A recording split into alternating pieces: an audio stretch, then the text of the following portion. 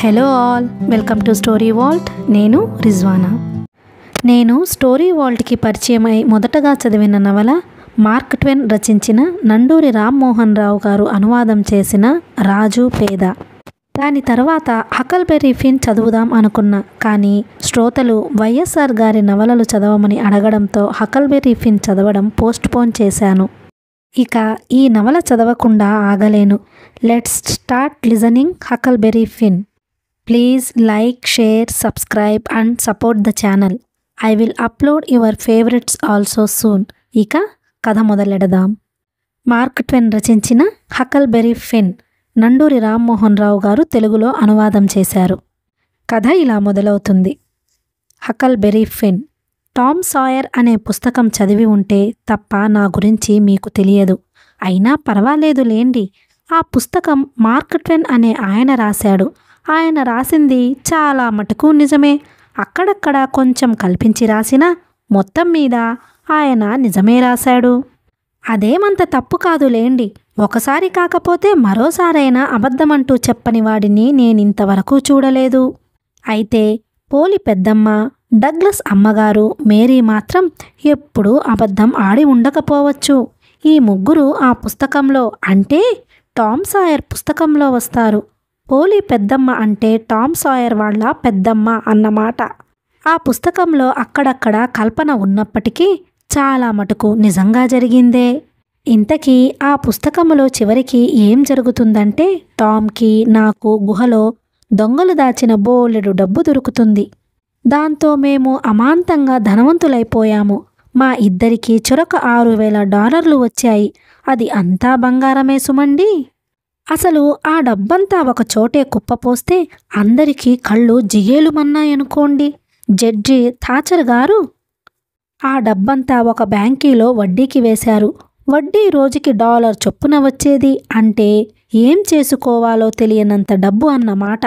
Douglas అమ్మగారు నన్ను దత్తత చేసుకున్నది. నాకు నాగరికం నేర్పుతానన్నది. కానీ ఆవిడ గారి ఇంట్లో ఉండడం అంత నరకయాతన ఇంకోటి లేదనుకోండి.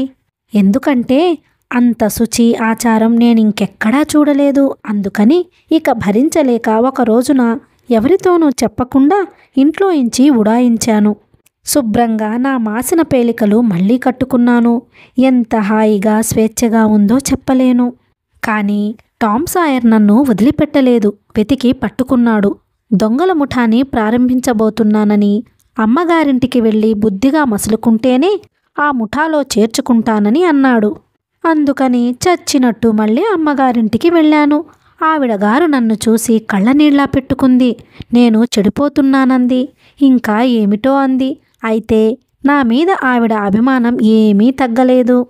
మళ్ళీ శుభ్రమైన బట్టలు తొడిగించింది. ఇహ చేసేదేముంది, రోజు రోజంతా ఆ దరిద్రపు మంచి బట్టల్లో ఇరుక్కుపోయి చెమటలు కారిపోయేవాడిని.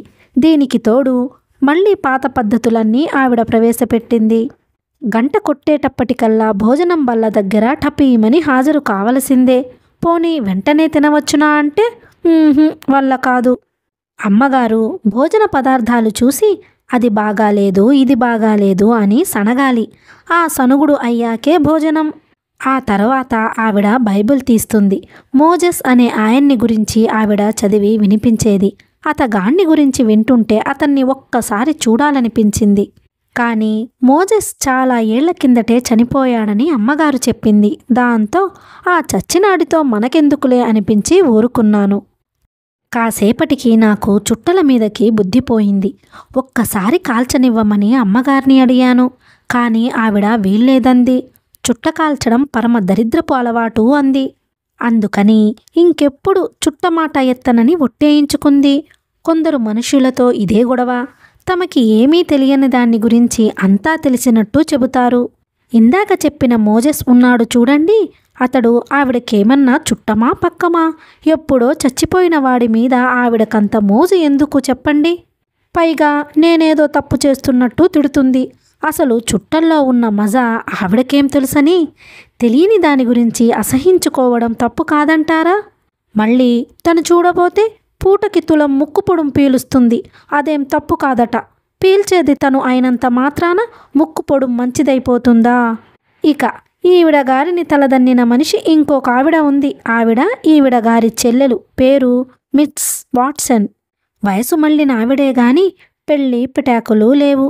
కళ్ళజోడు పెట్టుకుని కొంచెం నాజుగ్గానే కనిపిస్తుంది. ఈ మధ్యనే అక్కగారింటికొచ్చి తిష్టవేసింది. వస్తూనే నా పని పట్టించింది. స్పెల్లింగ్ చెబుతానంటూ ఓ గంటసేపు పాఠాలు చెప్పింది. పాఠాలు సరేననుకోండి, ఆవిడ పెట్టే నరకయాతన భరించలేకపోయాను. ఇదిగో హకల్బెరీ, అలా కాళ్ళు పైకి పెట్టకు అసహ్యంగా అనేది. అలా వేళ్లాడబడిపోతావేం, తిన్నగా కూర్చోలేవు అనేది. అస్తమానం అలా ఆవలిస్తావేం, పాడు అలవాట్లు నువ్వును అనేది. ఒకసారి ఆవిడ రౌరవ నరకాన్ని వర్ణించి చెప్పింది. అది విన్నాక నాకు అక్కడకు పోయి రావాలని ఉంది అన్నాను. ఆ మాట విని ఆవిడ భయంతో కొయ్యబారిపోయింది. నరకానికి వెళ్ళాలని ఉందనడంలో నా ఉద్దేశం మరేం లేదు. ఎలాగైనా ఇక్కడి నుంచి బయటపడి ఎక్కడికైనా పోదామని, ఆ పోయేది అక్కడికే పోదామని. కానీ ఆవిడ నేనేదో అనరాని ఘోరమైన మాట అన్నట్టు తిట్టింది. తానెప్పుడు ఆ మాట అంటే నరకానికి పోతానన్న మాట నోట రానివ్వదట. తను స్వర్గానికే పోతుందిట. అందుకోసం మంచి జీవితం గడిపి పుణ్యం సంపాదించుకుంటుందట.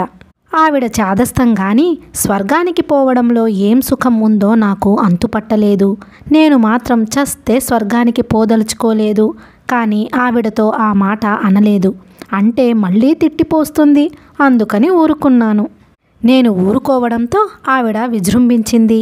ఈసారి స్వర్గలోకాన్ని గురించి వర్ణన ప్రారంభించింది. అక్కడ పని పాటు ఏమీ ఉండదట. పొద్దస్తమానం అక్కడ ఫిడేలు వాయించుకుంటూ పాటలు పాడుకుంటూ తిరగటమే పనిట. ఎన్ని ఏళ్ళైనా ఎన్ని యుగాలైనా అంతేట. చెప్పొద్దు, నాకు చిర్రెత్తుకొచ్చింది. ఎందుకు పనికిరాని ఈ స్వర్గం కోసమైనా ఈవిడ ఇంతగా ఇదైపోతుందనుకున్నాను. సరేలే, నాకెందుకని టామ్ సాయర్ స్వర్గానికి వెడతాడా అని అడిగాను. చస్తే వెళ్ళడంది. టామ్ కోతి చేష్టలు చేస్తాట, అందుకని నరకానికే పోతాట. అమ్మయ్య అని స్థిమితపడ్డాను. టామ్ కూడా తోడు ఉంటే హాయిగా నరకంలో చట్టాపట్టాలేసుకొని తిరగవచ్చు. వాట్సన్ అమ్మగారి సాధింపులతో నాకు చెడ్డ చిరాగ్గా ఉంది. ఒంటరితనం, దిగులు నన్ను పట్టేసుకున్నాయి. రాత్రి ప్రార్థన చేసి అందరూ పడుకున్నాక నేను మేడ మీద నా గదిలోకి వెళ్ళాను. కొవ్వొత్తి వెలిగించి బల్ల మీద పెట్టాను. కిటికీకి వారాగా కుర్చీ వేసుకుని కూర్చుని ఏవైనా సరదా విషయాలు ఆలోచించుకుందామనుకున్నాను. కానీ ఎంతసేపైనా నా దిగులు, భయం తగ్గలేదు. ఈ పళంగా చచ్చిపోతే హాయిగా ఉంటుందనిపించింది. ఆకాశంలో నక్షత్రాలు కూడా నాలాగే ఉసూరుమంటున్నాయి. ఇంటి చుట్టూ పొదల్లో చీకటి చిక్కగా అలుముకుంది. ఉండుండి గాలి వీచినప్పుడల్లా చెట్ల ఆకులు గలగల రొద చేస్తూ భయపెడుతున్నాయి. ఎక్కడో దూరాన ఒక గుడ్లగూబ ఎవడో చచ్చినవాడి గురించి ఏదో చెబుతున్నట్టు అరుస్తుంది. వీధి మొగలో ఒక కుక్క చావబోయేవాడి కోసం కాబోలు మోర పైకెత్తి మొర్రోమంటూ ఏడుస్తుంది. గాలి నాతో ఏదో రహస్యం చెబుతున్నట్టు చెవి దగ్గర ఈల వేస్తుంది. ఈ రహస్యం ఏమైంది తెలియక నాకు వణుకు పుడుతుంది. తర్వాత కాసేపటికి అడవి పొదల్లోంచి దెయ్యం ఏడుస్తున్నట్టు వినిపించింది. దెయ్యాలు మనతో ఏదో చెప్పాలనుకుంటున్నాయట, కానీ చెప్పలేక తమలో తామే ఏడుస్తూ ఉంటాయట. అవి రాత్రుళ్ళు సమాధుల్లో ఉండలేక బయటకొచ్చి వీధుల్లో సంచారం చేస్తాయట. దెయ్యాల సంగతి తలుచుకున్న కొద్దీ నాకు భయంతో ఒళ్ళు బిగుసుకుపోతోంది. పక్కన ఎవరైనా తోడు ఉంటే బాగుండుననిపించింది. ఇంతలో ఒక సాలెపురుగు నా మీద పడి భుజం మీదగా పాకుతూ పోయింది. నేను దులిపేసరికి అది కొవ్వొత్తి మీద పడింది. దాన్ని రక్షిద్దామనుకుంటుండగానే అది కాలిపోయింది. అది ఎంత అపశకునమో నాకు తెలుసు. నాకేదో కీడు మూడబోతోంది. వెంటనే లేచి గదిలో 3 సార్లు సిలువ గుర్తు వేసుకుంటూ ప్రదక్షిణాలు చేశాను. తరువాత ఒక వెంట్రుక పీకి దానికి ఒక సన్నని దారాన్ని ముడివేశాను. అలా చేస్తే దెయ్యాలు మన జోలికి రావు. కానీ నాకు ఈ విషయం మీద అంత గట్టి నమ్మకం లేదు. రోడ్డు మీద దొరికిన గుర్రపు నాడా పోతే కీడు తొలగడానికి ఇలా చేస్తారట. కానీ సాలెపురుగును చంపినప్పుడు ఇలా చేస్తే కీడు పోతుందో లేదో తెలియదు. అలాగే భయంతో వణికిపోతూ దేవుణ్ణి తలుచుకుంటూ కూర్చున్నాను. కాసేపయ్యాక చుట్ట కాల్చాలనిపించింది. అంతా నిద్రపోతున్నారు. అందుకని నేను చుట్ట ముట్టించిన ముసలావిడకి తెలియదు. చుట్ట కాలుస్తుంటే గుండెల్లో దిగులు కాస్త తగ్గినట్టు అనిపించింది. దూరాన ఎక్కడో గడియారం 12 గంటలు కొట్టింది. గంటల చప్పుడు ఆగిపోగానే మళ్ళీ దిగులుగా నిశ్శబ్దం. ఇంతలో కింద చీకటి పొదల్లో నుంచి ఏదో చప్పుడు వినబడింది. జాగ్రత్తగా చెవులు రిక్కించి విన్నాను. మ్యావ్ మ్యావ్ అని వినిపించింది. టామ్ సాయర్ అది అతని పిలిపేనని వెంటనే పసిగట్టేశాను. నెమ్మదిగా మ్యావ్ మ్యావ్ అంటూ సమాధానమిచ్చాను. కొవ్వొత్తి ఆర్పేసి కిటికీలో నుంచి క్రింద షెడ్డు మీదకి దిగాను. అక్కడ నుంచి నేల మీదకు చప్పుడు కాకుండా దూకి నెమ్మదిగా చెట్ల మధ్య నుంచి పాకుతూ వెళ్ళి టామ్ సాయర్ను కలుసుకున్నాను. అమ్మగారి పెరటి తోట దాటి బయటపడేటందుకు నేను టామ్ అడుగులో అడుగు వేసుకుంటూ వెడుతున్నాము.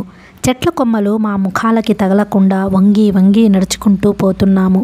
వంటింటి దాకా వచ్చేసరికి అక్కడ నేను ఏదో ఎండు కొమ్మ మీద కాలు వేశాను.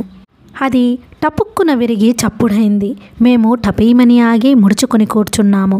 వాట్సన్ అమ్మగారి నీగ్రో నౌకర్ జిమ్ వంటింటి తలుపు దగ్గర కూర్చున్నాడు. వాడి వెనకాల దీపం ఉండడం వల్ల వాడు మాకు స్పష్టంగా కనిపిస్తూనే ఉన్నాడు. కానీ వాడికి మేము కనిపించటం లేదు. చప్పుడు విని వాడు ఉలిక్కిపడి లేచాడు. మెడ నిక్కించి చీకట్లోకి చూస్తూ ఎవరు వారు అన్నాడు. మేము కిక్కురు మనలేదు. వాడు ఇంకాసేపు అలాగే చూసి నెమ్మదిగా మునివేళ్ల మీద నడుస్తూ వచ్చి సరిగ్గా మా ఇద్దరి మధ్య నించున్నాడు. వాడు దాదాపు మమ్మల్ని ఆనుకున్నంత దగ్గరగా ఉన్నాడు. మేము ఊపిరి బిగబట్టి కాలు కదల్చకుండా అలాగే నించున్నాం. అలా కొన్ని నిమిషాలు గడిచాయి. ఇంతలో నాకు శీలమండ మీద దురద పెట్టింది. కానీ గోక్కోవడానికి వీల్లేదు. అలాగే ఓర్చుకున్నాను. ఇంతలో చెవి మీద దురద ప్రారంభమైంది. ఆ తరువాత వీపు మీద మెడ మీద దురద మొదలైంది. ఆ బాధ చెప్పడానికి వీల్లేదు. అలాగే ఓర్చుకున్నాను. గోక్కోకపోతే ఆ పళాన చచ్చిపోతానేమోనన్నంత ఘోరమైన దురద పుట్టింది. ఈ రకం దురదతో నాకు చాలా అనుభవం ఉంది.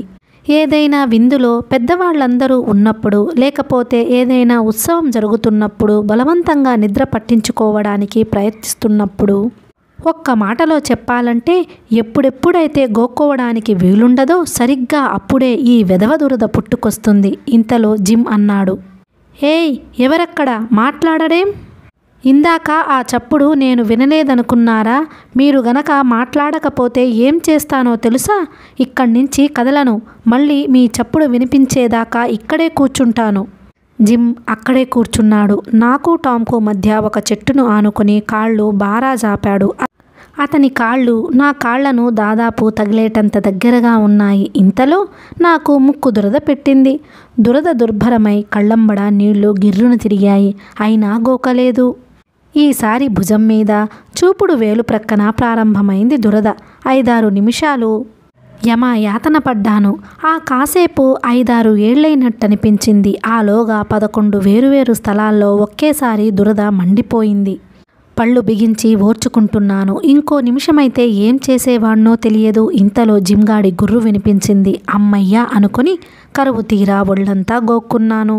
టామ్ ష్ ష్ అని సైగ చేశాడు. ఇద్దరం పాక్కుంటూ 10 అడుగుల దూరం పోయి లేచాము. నీగ్రోను తమాషాకి చెట్టుకు కట్టివేస్తానన్నాడు టామ్. వద్దన్నాను. జిమ్ లేస్తే కేకలు వేస్తాడని, ఇంట్లో వాళ్ళు మేలుకొని యువతలకొచ్చి మనల్ని చూస్తారని అన్నాను. తరువాత టామ్ తన దగ్గర కొవ్వొత్తులు ఎక్కువ లేవని, వంటింట్లోకి పోయి కాసిన తీసుకువస్తావని అన్నాడు. అందుకని ఇద్దరం లోపలికి పోయి 3 కొవ్వొత్తులు సంపాదించాము. దొంగిలించామని ఎవరూ అనుకోకుండా టామ్ బల్ల మీద కొవ్వొత్తుల ఖరీదు కింద 5 సెంట్లు పెట్టాడు. మళ్ళీ బయటికి వచ్చాం.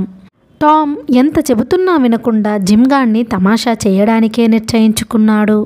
నేను అమ్మగారి తోట కంచె దగ్గర నుంచున్నాను. టామ్ తిరిగి వచ్చాక ఇద్దరం కంచె దూకాము. ఇంటికి అవతల వైపున ఉన్న కొండ మీదకి పోయే దారి పట్టాము.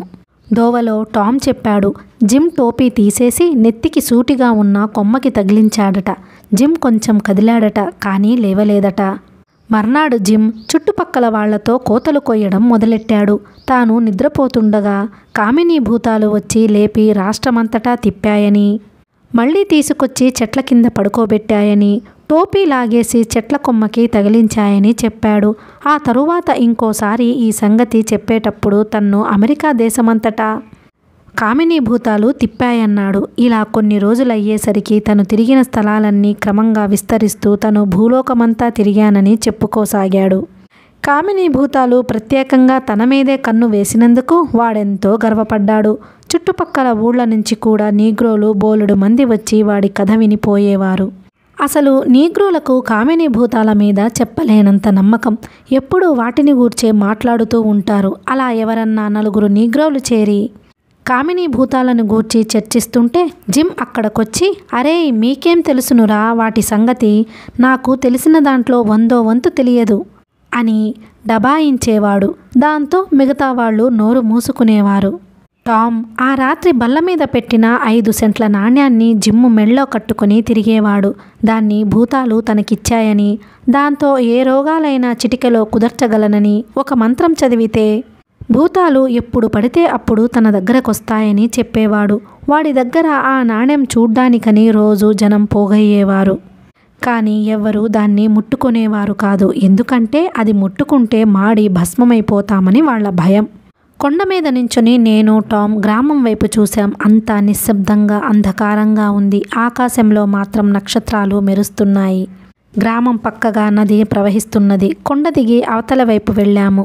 జో హార్బర్, జెన్ రోజర్స్, ఇంకా 2-3 స్నేహితులు అక్కడ మా కోసం కాచుకొని ఉన్నారు. పడవల రేవుకి వెళ్ళాము. ఒక పడవను కట్టుకొయ్య నుంచి విప్పేసి ఎక్కి బయలుదేరాము. నది దిగువకు 2.5 మైళ్ళు తోసుకుపోయాము. ఒక కొండ వద్ద ఆగాము. పడవ దిగి అందరం ఒడ్డుకి పోయాము. అక్కడన్నీ దట్టంగా అల్లుకున్న పొదలున్నాయి. టామ్ మా అందరి చేత ప్రమాణం చేయించాడు, మా రహస్యం ఎవ్వరికీ చెప్పమని.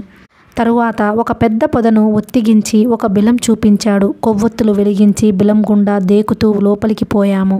దాదాపు 200 గజాల దాకా అలాగే పాకుతూ పోయాము. అక్కడ గుహద్వారం కనిపించింది. లేచి నించొని ఇరుకు గోడల మధ్యగా నడిచి ఒక గదిలాంటి స్థలం చేరుకున్నాము. అక్కడి నేల, గోడలు తేమగా ఉన్నాయి. బాగా చల్లగా ఉన్నది.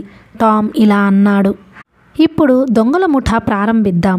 దానికి టామ్ సాయర్ ముఠా అని పేరు పెడదాం. ఈ ముఠాలో చేరదలుచుకున్న వాళ్ళు ముందు ప్రమాణం చెయ్యాలి. ఆ ప్రమాణం కింద నెత్తురుతో సంతకం చెయ్యాలి. దీనికి అందరం అంగీకరించాం. టామ్ జేబులో నుంచి ఒక కాగితం తీశాడు. దానిమీద ప్రమాణం రాసి ఉన్నది. దాంట్లో ఏమని ఉందంటే, ముఠాను ఎప్పటికీ విడిచిపెట్టము. ముఠా రహస్యాలు ఎవరికీ చెప్పము. ఎవరైనా ముఠా సభ్యులలో ఒకడికి హాని కలిగిస్తే ఆ మనిషిని, ఆ మనిషి కుటుంబాన్ని హత్య చేయాలి. ముఠా సభ్యుల్లో ఎవడైనా సరే హత్య చేయడానికి సిద్ధంగా ఉండాలి. హత్య చేసిందాకా నిద్రపోకూడదు, అన్నం ముట్టుకోకూడదు. ముఠా గుర్తు సిలువ. ఈ గుర్తును ముఠాతో సంబంధం లేని వాళ్ళెవరైనా ఉపయోగిస్తే వాడిని విచారణ చెయ్యాలి. మళ్ళీ ఉపయోగిస్తే హత్య చెయ్యాలి. ముఠాలోని వాడెవడైనా రహస్యాలు బయటపెడితే వాడి మొడకాయ కోసి మిగతా దేహాన్ని తగలబెట్టి బూడిదను విరజిమ్మాలి. ఆ ద్రోహి పేరును ముఠా జాబితాలో నుంచి రక్తంతో తుడిచివేయాలి. వాడి పేరును తరువాత ఎవ్వరూ ఉచ్చరించకూడదు. వాడిని శాశ్వతంగా మరచిపోవాలి. ఈ ప్రమాణం అత్యద్భుతంగా ఉందని అంతా అన్నారు. ఇదంతా నువ్వు కల్పించిందేనా అని టామ్ అడిగారు. కొంత తను కల్పించానని, కొంత దొంగల్ని గూర్చిన నవలల్లో నుంచి తీసుకున్నానని చెప్పాడు. రహస్యాలు బయటపెట్టిన సభ్యుణ్ణే కాకుండా వాడి కుటుంబాన్ని కూడా నాశనం చెయ్యాలని కొందరు సూచించారు. టామ్ ఒప్పుకున్నాడు.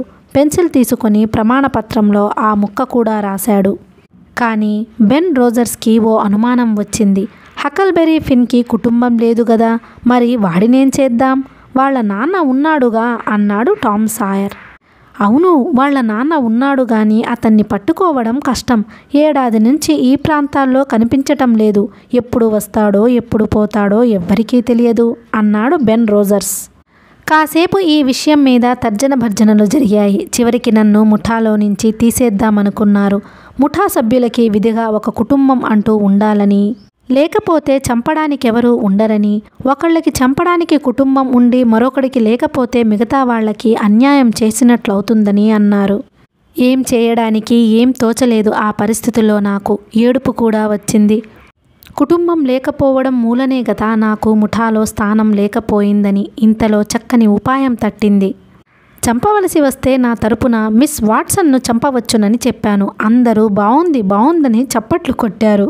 అయితే హక్ మన ముఠాలో తప్పకుండా చేరొచ్చు. తరువాత సూదులతో వేళ్ల మీద పడుచుకొని నెత్తురు తెప్పించుకొని కాగితం మీద సంతకాలు చేశాము. మన ముఠా ఏమేం చేస్తుంది అన్నాడు బెన్ రోజర్స్. ఏమీ లేదు, దోచుకోవడం, ఖూనీలు చెయ్యడం అన్నాడు టామ్.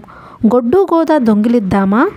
ఛా, గొడ్ల దొంగతనం ఎవరు పడితే వాళ్లే చేయగలరు. మనం అసలైన బందిపోటు దొంగతనాలు చెయ్యాలి అన్నాడు టామ్. మొహానికి ముసుగులు కప్పుకోవాలి. రోడ్ల మీద ప్రయాణికులను, బళ్లను ఆపి వాళ్ళని చంపి గడియారాలు, డబ్బు ఎత్తుకుపోవాలి. ప్రతిసారి మనుష్యుల్ని చంపాలా? చంపి తీరాలి. అదే మంచిది. కొందరు సూత్రకారులు ప్రతిసారి చంపక్కర్లేదన్నారు, కానీ చంపటమే మంచిది.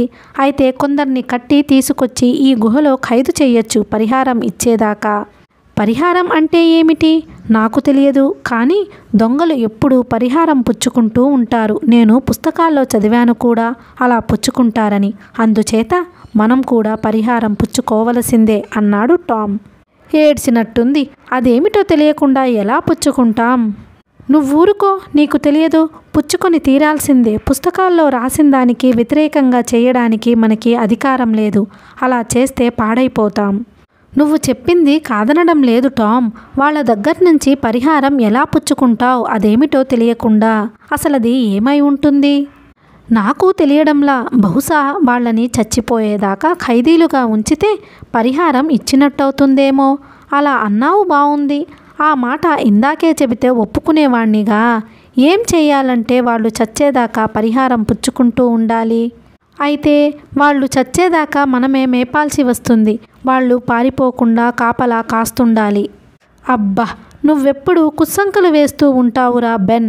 గట్టి కాపలా పెట్టకుండా ఊరుకుంటావేమిటి?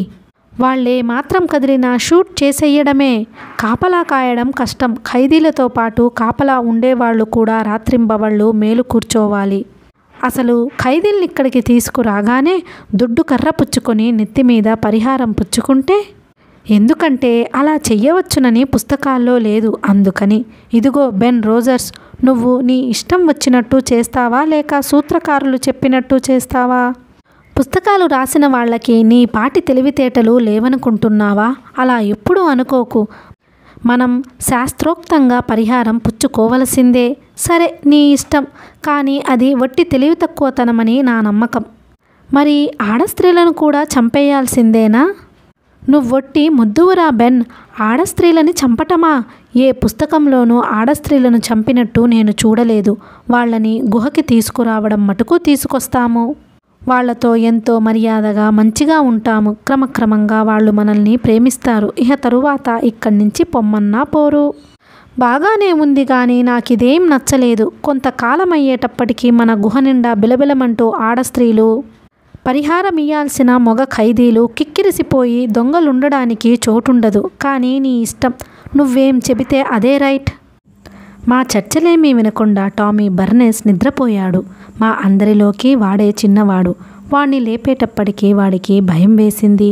ఎక్కడున్నది తెలియక కాసేపు బిత్తరపోయాడు. అమ్మ దగ్గరికి పోతానని ఏడ్చాడు. ఇక నుంచి బందిపోటు దొంగగా ఉండనన్నాడు. అంతా వాణ్ణి పాలపాపాయి అని ఏడిపించారు. దాంతో వాడికి ఇంకా గాబారా పుట్టి వెళ్ళి మా రహస్యాలందరికీ చెప్పేస్తానన్నాడు. కానీ టామ్ వాడికి 5 సెంట్ల లంచం ఇచ్చాడు నోరు మూసుకోమని.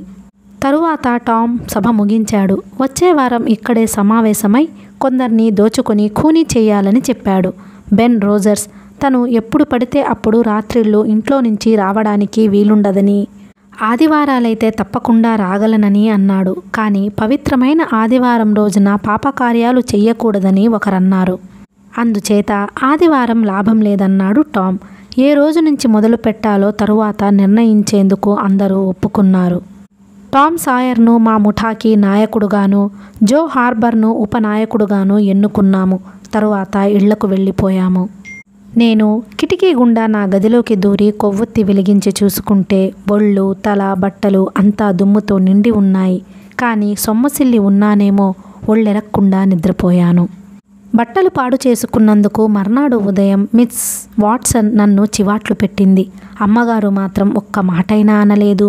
బట్టల మీద మసి దుమ్ము దులిపి శుభ్రం చేసింది.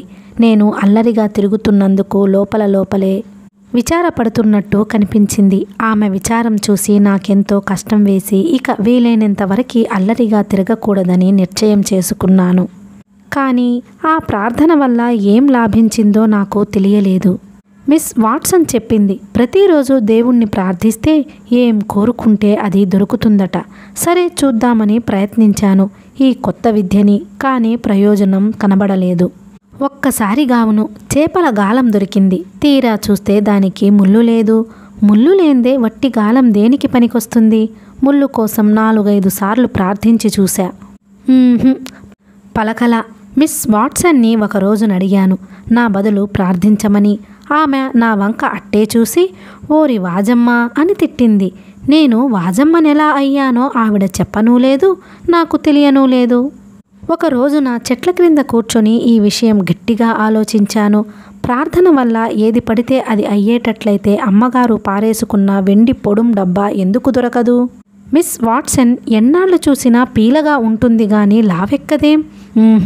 ప్రార్థన వల్ల ఏ పని కాదు, అంతా అబద్ధం. ఈ సంగతే అమ్మగారితో అన్నాను.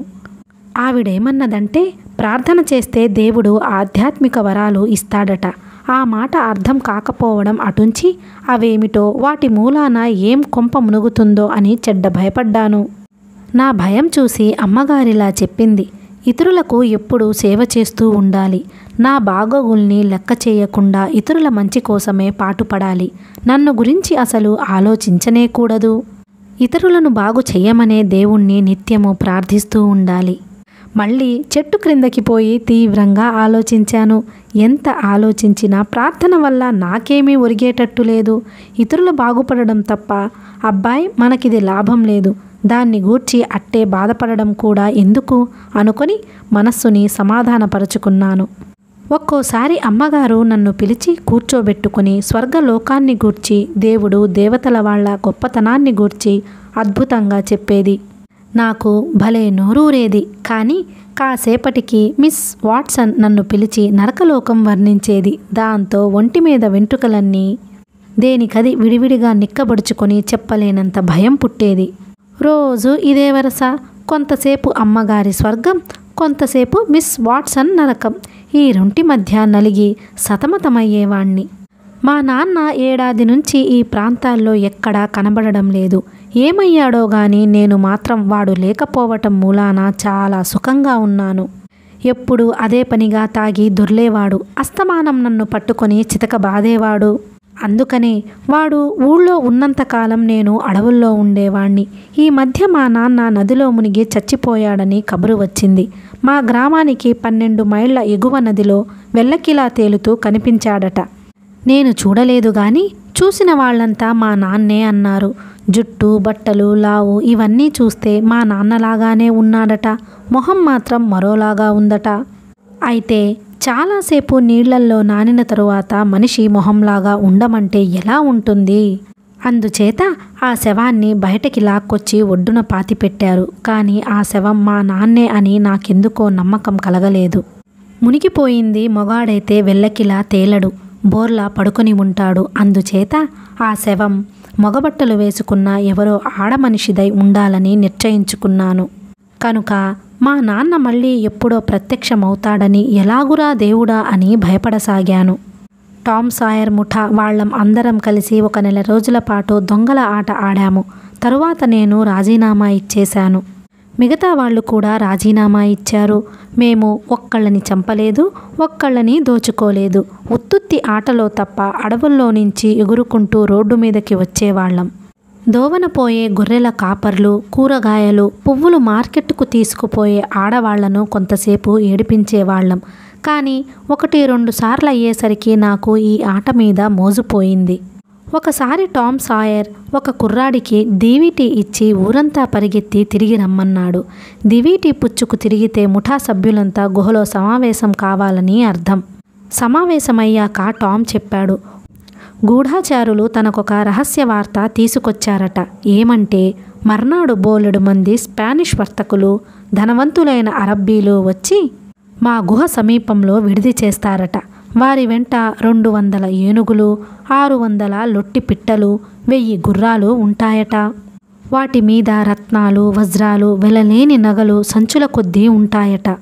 వాళ్ళకి 400 మంది మాత్రమే సిపాయిలు రక్షణగా ఉంటారట. అందుచేత తేలిగ్గా ఆ 400 మందిని 2 దెబ్బల్లో సఫా చేసి ఆ ధనమంతా దోచుకుందామని టామ్ చెప్పాడు. ముఠా వాళ్లంతా కత్తులు నూరుకొని తుపాకులు దట్టించి రెడీగా ఉండాలన్నాడు.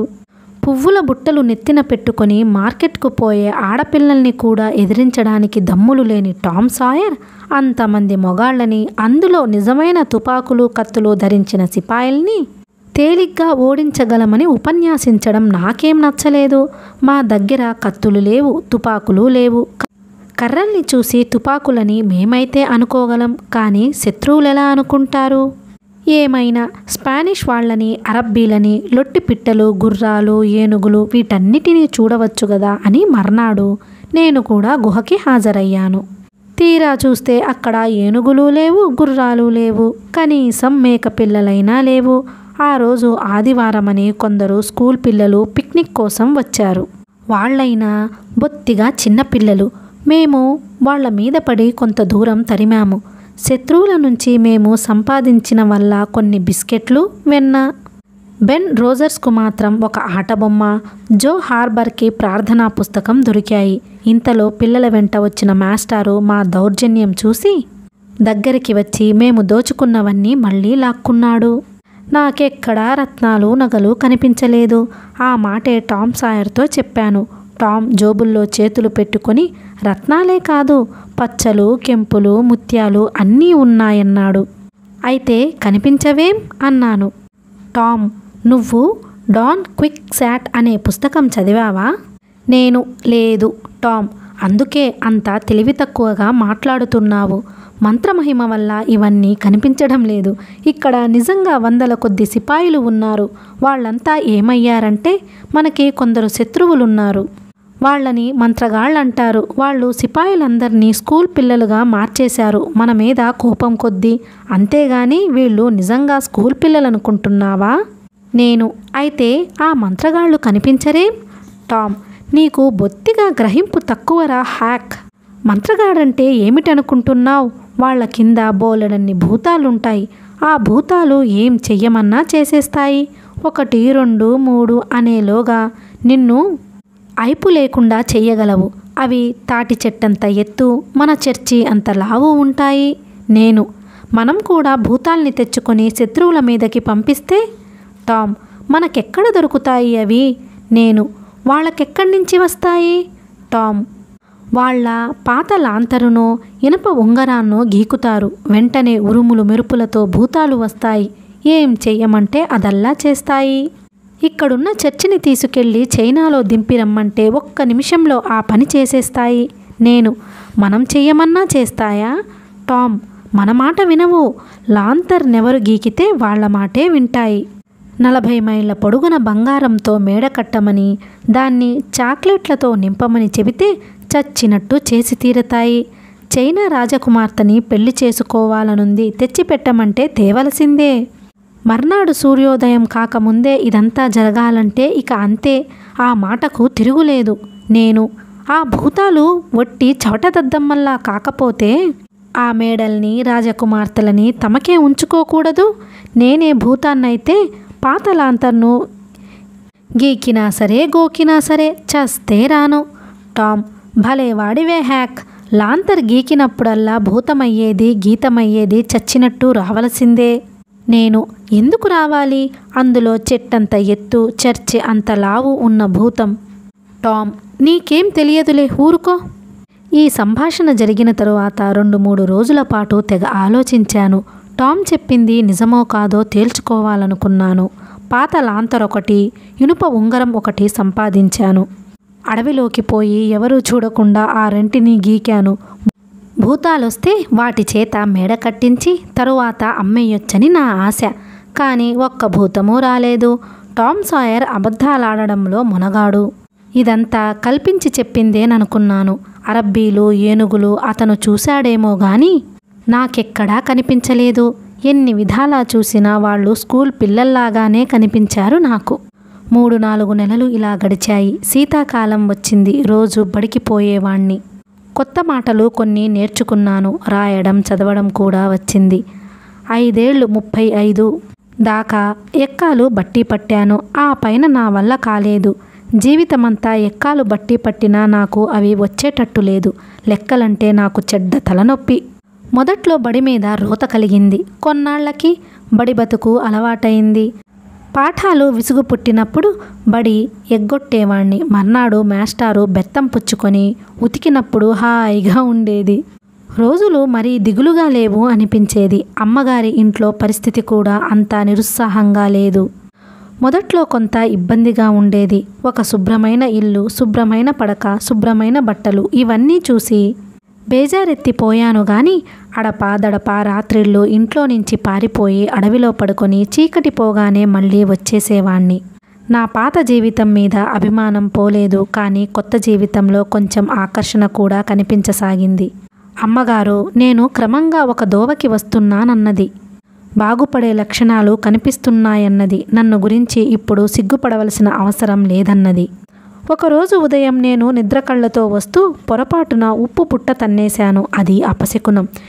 ఏదో కీడు ముడుతుందని భయపడ్డాను. కొంత ఉప్పు ఎడమ భుజం మీదగా వెనక్కి గిరాటేస్తే దానికి విరుగుడవుతుంది. అలా చేద్దామనుకున్నాను. ఇంతలోకే మిస్ వాట్సన్ వచ్చింది.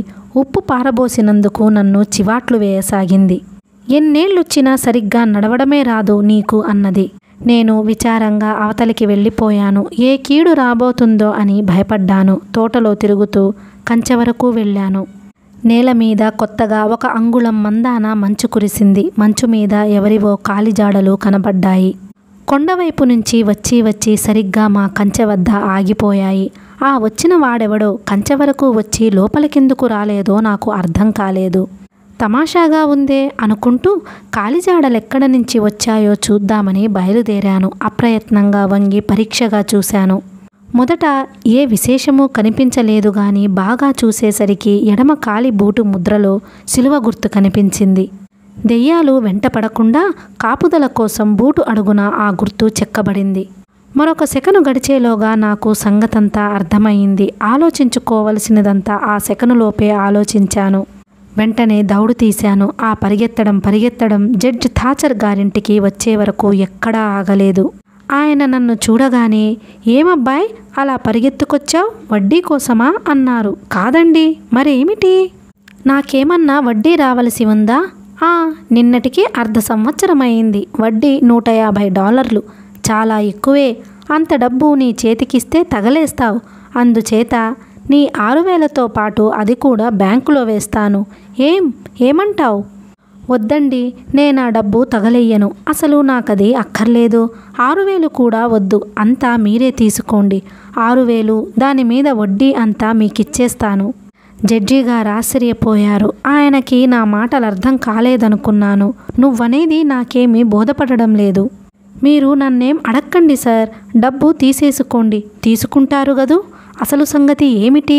తీసుకోండి, ప్రశ్నలేం అడగొద్దండి. లేకపోతే నేను అబద్ధాలు చెప్పాల్సొస్తుంది. కొంచెం ఆలోచించారు జడ్జి గారు. ఓహో, అదా సంగతి. నువ్వు నీ ఆస్తి నాకు అమ్మివేయదలిచినావన్నమాట. ఊరికే ఇవ్వడం లేదు, అమ్ముదామనుకుంటున్నావు అంతేనా అంటూ ఆయన కాగితం కలం తీసి ఏదో రాశారు. తరువాత ఆ కాగితం నాకు చూపించి, ఇదిగో పత్రం, నువ్వు నీ ఆస్తి నాకు అమ్మావని, నీకు డబ్బిచ్చేశానని రాశాను. సరిపోయిందా? ఈ $1 తీసుకో, ఇందా. ఇక్కడ సంతకం పెట్టు. సంతకం పెట్టి వెనక్కొచ్చేశాను. మిస్ వాట్సన్ గారి నీగ్రో బానిస జిమ్ దగ్గరికి వెళ్ళాను. వాడి దగ్గర ఒక మంత్ర యంత్రం ఉంది. దాంతో వాడు మ్యాజిక్ చేసేవాడు.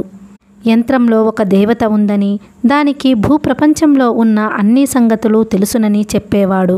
వాడితో చెప్పుకున్నాను నా అవస్థ. మా నాన్న మళ్ళీ ఊళ్ళోకి వచ్చాడని, మంచులో వాడి అడుగుజాడలు అగుపించాయని చెప్పాను. మా నాన్న ఏం చెయ్యదలుచుకున్నాడో, ఎంతకాలం ఊళ్ళో ఉంటాడో యంత్రం వేసి చెప్పమన్నాను. జిమ్ తన యంత్రం బయటకి తీశాడు. దాంతో ఏమిటో మాట్లాడాడు. ఎత్తి పట్టుకుని నేల మీద జార విడిచాడు. అది కొంత దూరం దొర్లింది. మళ్ళీ ఎత్తి పట్టుకుని జార విడిచాడు.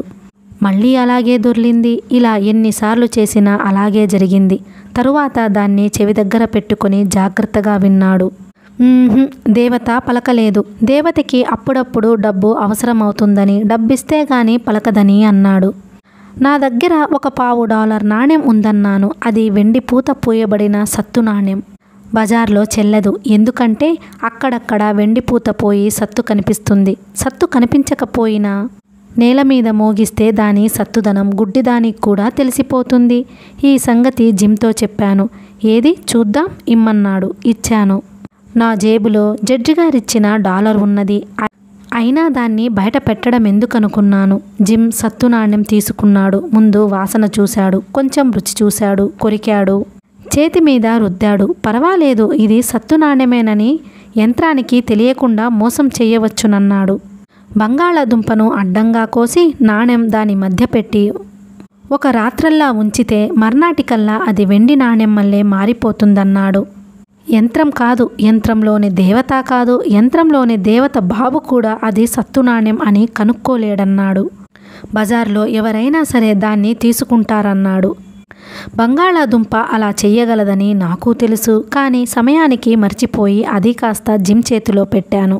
జిమ్ సత్తు నాణెం యంత్రం కింద పెట్టి మళ్ళీ విన్నాడు. ఈసారి దేవత పలికింది.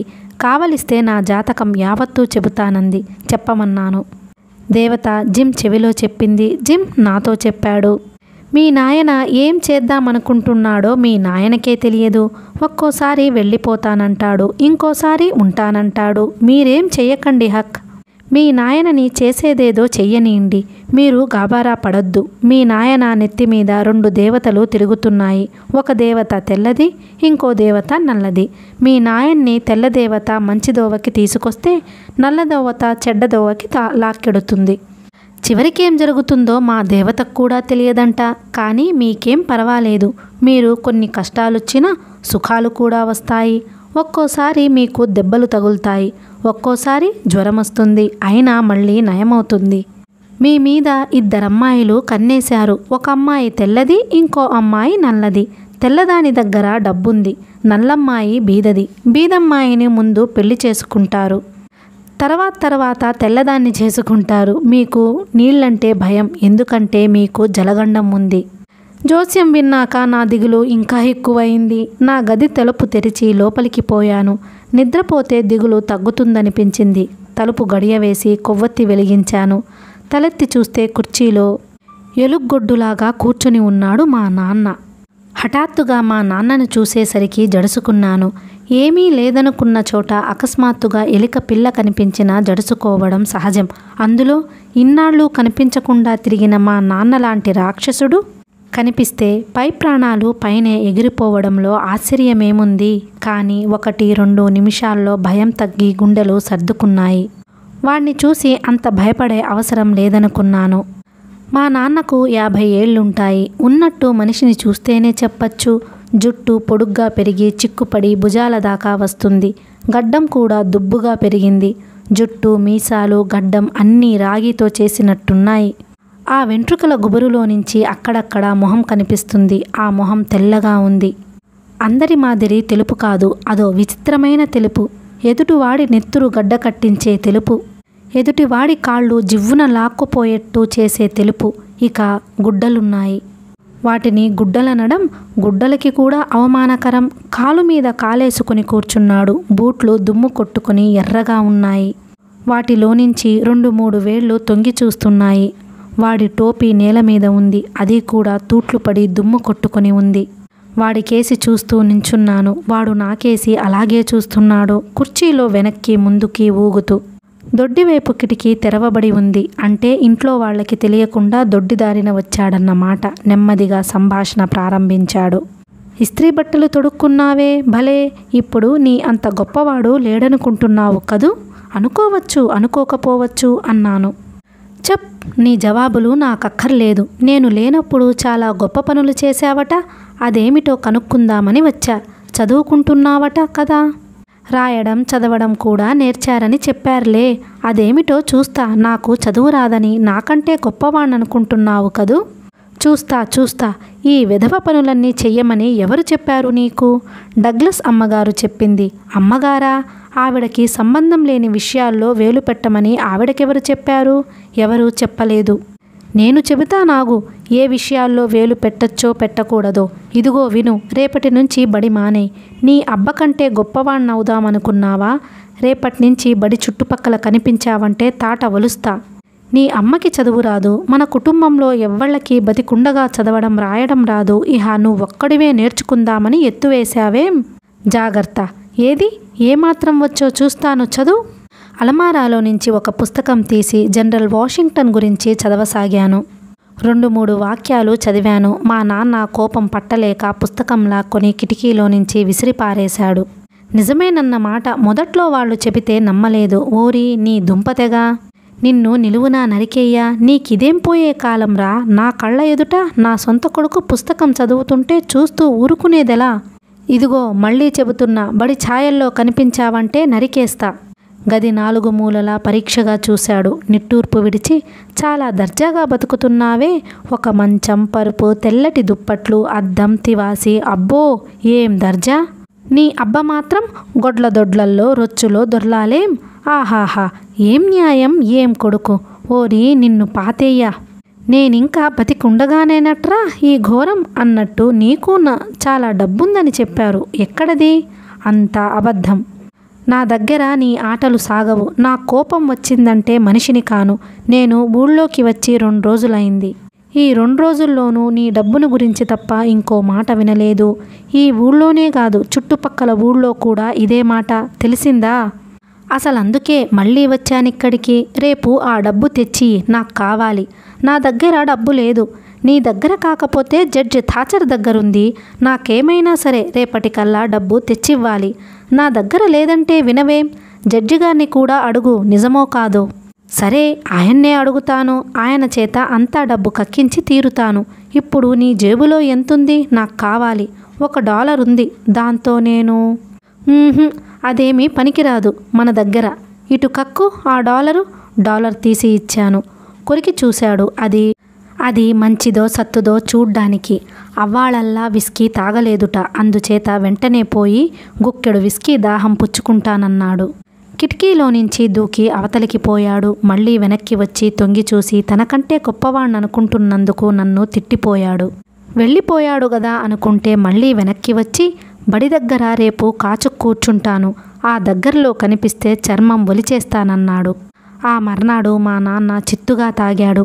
జడ్జ్ థాచర్ గారి దగ్గరికి పోయి నా తాలూకు డబ్బు ఇవ్వమని డబాయించాడు. కానీ జడ్జి గారు ఒప్పుకోలేదు. కేసు పెడతానన్నాడు మా నాన్న. జడ్జ్ థాచర్ గారు, అమ్మగారు నన్ను మా నాన్న నుంచి విడిపించి తమలో ఒకరి సంరక్షణ కింద ఉంచడానికి ప్రయత్నించారు. కానీ కోర్టులో అప్పుడే కొత్తగా ఒక జడ్జి నియమింపబడ్డాడు. ఆయనకి మా నాన్నను గురించి ఏమీ తెలియదు. అందుచేత కేసు మా నాన్న పక్షానే ఖాయమైంది. తండ్రి దగ్గర నుంచి కొడుకును విడదీయడం న్యాయచట్టం ఒప్పుకోదని, అందుచేత కుర్రాన్ని తండ్రి సంరక్షణకే అప్పగించాలని తీర్పు చెప్పారు. జడ్జి థాచర్, అమ్మగారు తమ ప్రయత్నాలు మానుకోవలసి వచ్చింది. కేసు గెలిచినందుకు మా నాన్న సంతోషంతో గంతులు వేశాడు. తనకి డబ్బు తెచ్చి ఇవ్వకపోతే పీక నులిమేస్తానని నన్ను బెదిరించాడు. థాచర్ గారి దగ్గరికి పోయి $3 బదులు తెచ్చాను. మా నాన్న అది పుచ్చుకొని విస్కీ కొన్నాడు. సీసా పుచ్చుకొని రోజంతా వీధుల్లో తిరుగుతూ తాగుతూ వాగుతూ గడిపాడు. వాడి గోల భరించలేక పోలీసులు వాణ్ణి అరెస్టు చేసి జైల్లో పెట్టారు. మర్నాడు కోర్టు వారు విచారణ చేసి 1 వారం రోజులు ఖైదు చేశారు. కానీ మా నాన్న లెక్క చెయ్యలేదు. తన కొడుకు తనతో ఉన్నంతకాలం తనకేం పర్వాలేదన్నాడు. ఖైదులో నుంచి విడుదల అయ్యాక మా నాన్నని కొత్త జడ్జి గారు తమ ఇంటికి తీసుకుపోయారు. వాణ్ణి కొత్త మనిషిని చేస్తానని, పైకి తీసుకొస్తానని అన్నారు. స్నానం చేయించి, తలకి నూనె రాయించి, కొత్త బట్టలు తొడిగించి తమ పక్కన భోజనానికి కూర్చోబెట్టుకుని మర్యాద చేశారు. భోజనమైన తరువాత జడ్జి గారు మా నాన్నని ఒక గదిలోకి తీసుకుపోయి ఉపదేశం లాంటిదేదో చేశారు. తాగుడు వల్ల మనిషి ఎలా చెడిపోతాడో, దానివల్ల వచ్చే నష్టాలేమిటో వివరంగా చెప్పారు. జడ్జి గారి ఉపన్యాసం విని మా నాన్న తను నరకలోకంలో పడబోయే బాధలన్నీ తలుచుకొని బావురుమని ఏడ్చాడు. ఇంకెప్పుడూ పాపపు పనులు చెయ్యనని, బుద్ధి వచ్చిందని, ఇక ముందు తన జీవిత చరిత్రలో కొత్త అధ్యాయం ప్రారంభిస్తానని చెప్పాడు. మా నాన్న పొందిన పశ్చాత్తాపం చూసి కొత్త జడ్జి గారు కూడా బావురుమని ఏడ్చారు. ఆయన్ని చూసి ఆయన భార్య బావురుమంది. మా నాన్న తన నిజంగా మంచివాణ్ణేనని, జనం తనను సరిగా అర్థం చేసుకోలేదని అన్నాడు. జడ్జి గారు ఆ మాట నమ్ముతున్నానన్నారు. మా నాన్న మనిషికి కావలసిందల్లా సోదర ప్రజల సానుభూతేనని, అది లేకపోతే మనిషి అయినవాడు బతకటం కష్టమని అన్నాడు. జడ్జి గారు అవునన్నారు. అందుచేత మళ్ళీ అంతా కలిసి ఒకళ్ళ మీద ఒకళ్ళు సానుభూతి కోసం ఏడ్చారు. అప్పటికి రాత్రి చాలా పొద్దుపోయింది. మా నాన్న లేచి నుంచున్నాడు. చేయి చాచి, సోదర సోదరీమణులారా, ఇదిగో ఈ చెయ్యి ఇంతవరకు ఒక లుచ్చాది, కానీ ఇక మీదట అది ఒక పుణ్యాత్ముడిది అవుతుంది. ఆ పుణ్యాత్ముడు రేపు పొద్దుటి నుంచి కొత్త జీవితం ప్రారంభించబోతున్నాడు. జాగ్రత్తగా వినండి ఈ మాటలు. ఈ చెయ్యి ఇప్పుడు పవిత్రమైంది. రండి, నా చెయ్యి అందుకోండి, భయపడకండి అన్నాడు. జడ్జి గారు, ఆయన కుటుంబం ఒకరి తరువాత ఒకరు మా నాన్న కరస్పర్శ చేశారు. తరువాత జడ్జి గారు ఒక ప్రమాణ పత్రం తయారు చేశారు. మా నాన్న దాని మీద వేలిముద్ర వేశాడు. తరువాత మా నాన్నకు ఒక గది ఇచ్చి అందులో పడుకోమన్నారు. ఒక రాత్రి వేళ మా నాన్నకు బాగా దాహం వేసింది. కిటికీలో నుంచి చడీ చప్పుడు కాకుండా దూకి బజారున పడ్డాడు. జడ్జి గారిచ్చిన కొత్త కోటు అమ్మేసి ఒక పెద్ద కూజా నిండా విస్కీ కొనుక్కొని మళ్ళీ గదిలోకి వచ్చేశాడు. కూజా ఖాళీ అయ్యాక మళ్ళీ బయటకి వచ్చాడు. ఎక్కడికి పోతుంది, ఏం చేస్తుంది తెలియక తూల్తూ పోయి ఒక మురికి గుంటలో పడ్డాడు. తెల్లారాక ఎవరో దారిన పోయేవాళ్ళు లేవదీశారు. ఈ సంగతంతా కొత్త జడ్జి గారు విని వికారంగా మొహం పెట్టి, వాణ్ణి బాగు చేయాలంటే తుపాకీ ఒక్కటే పనికొస్తుంది, ఇంకే విధానంగానూ వాడు బాగుపడడు అన్నారు. కథ కొనసాగుతుంది.